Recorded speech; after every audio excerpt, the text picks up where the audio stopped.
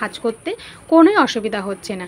শস্য বাটার মধ্যে চিংড়ি মাছগুলোকে দিয়ে ভালো করে মেখে একটা একটা করে চাল কুমড়ো পাতার মধ্যে সব কিছুই আমি রেখে দিলাম। আর তোমাদের দেখিয়ে দেবো কিভাবে আমি চাল কুমড়ো পাতাটাকে ভাজ করে সবাইকে পরিবেশন করবে। গরম ভাতের সঙ্গে এইরকম একটা চাল কুমড়ো। Hello guys, welcome back to my channel. আমি তোমাদের ঘরকন্যা শতাব্দী, আর আমি আজ তোমাদের কাছে নিয়ে চলে এসেছি চাল কুমড়ো পাতা দিয়ে চিংড়ি মাছের পাতুরি। আর এটা করার জন্য অবশ্যই প্রয়োজন শস্য। আমি সাদা শস্যটাই ব্যবহার করেছি, আর তার সঙ্গে কিছুটা পরিমাণে পেঁয়াজ, রসুন আর কাঁচা লঙ্কাটা বেটে নেব। আমার মশলাটা বাটা হয়ে গেছে, তোমরা অবশ্যই মিক্সিতে পেস্ট করেই নিতে পারো। যাই হোক, আমি বাটতে ভালোবাসি বলে বেটে নিয়েছি। আর তার মধ্যে আমি একে একে দিয়ে দিয়েছি পরিমাণ মতো হলুদ, লবণ, কিছুটা পরিমাণে কুচানো পেঁয়াজ, আর দিয়েছি মাস্টার ডিগ্রি অর্জন করা কাচ্চি ঘানির সর্ষের তেল, যেটা একদম অশিক্ষিত নয়। আর তোমরা অবশ্যই এর মধ্যে এই মাস্টার্ড অয়েলটাই ব্যবহার করবে, কারণ এই সর্ষের তেলের ফ্লেভারটার জন্যই এটা খুবই ভালো লাগে।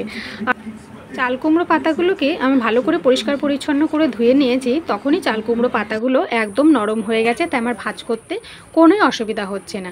শস্য বাটার মধ্যে চিংড়ি মাছগুলোকে দিয়ে ভালো করে মেখে একটা একটা করে চাল কুমড়ো পাতার মধ্যে সব কিছুই আমি রেখে দিলাম। আর তোমাদের দেখিয়ে দেবো কিভাবে আমি চাল কুমড়ো পাতাটাকে ভাজ করব। প্রথম ডান পাশের অংশটা, তারপর সেকেন্ডবার বাঁ পাশের অংশটাকে দিয়ে এবং নিচের অংশটা তারপরে ফোল্ড করে তোমরা কড়াইতে রান্না করতে পারো, কিন্তু তোমাদের সুবিধার্থে যাতে একদম মশলাটা বেরিয়ে না যায়, তার জন্য আমি এটাকে ভাজ করে এভাবে সুতো দিয়ে বেঁধে নিয়েছি। যাতে তোমরা এভাবে সুতো দিয়েও বেঁধে নিতে পারো, যাতে কোনো রকম অসুবিধা না হয়।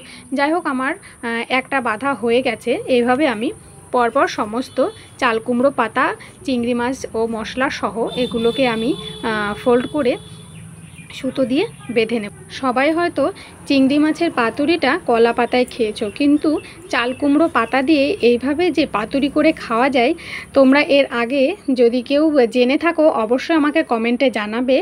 আর এটা কেমন লেগেছে সেটাও অবশ্যই কমেন্টে জানাবে, কারণ তোমাদের একটা লাইক, একটা কমেন্ট আমাকে নতুন নতুন ভিডিও দিতে অনুপ্রেরণা যোগাবে। যাই হোক, আমার চাল কুমড়ো পাতাগুলো ভাজ করা হয়ে গেছে। তারপর আমি কড়াইতে সামান্য পরিমাণে তেল দিয়ে একদম অল্প আঁচে এগুলোকে ভেজে নেব।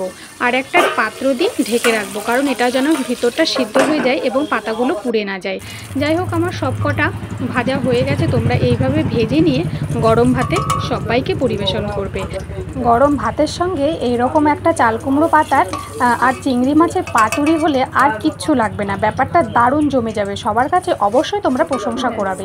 যাই হোক, ভালো লাগলে আমার চ্যানেলটা অবশ্যই লাইক আর সাবস্ক্রাইব করো। টাটা।